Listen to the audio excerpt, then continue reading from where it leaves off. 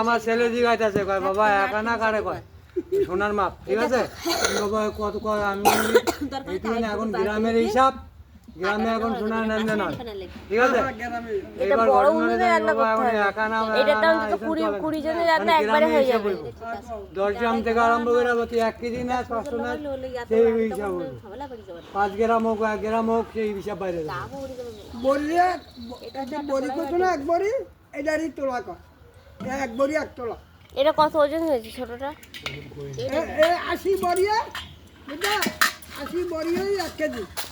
আর বুঝুন না কথাটা তোলা বড়ি একই কথা, কথাটা দুইরকম আর কি। তাই আপনার 10টা তোলা যদি বেচা তাহলে 80 তোলার দাম কত? 800 টাকা। 800 টাকা এটা তোলা হিসাবে 10টা তোলা তো কম হইলে আগে বুঝছেন নি কথাটা।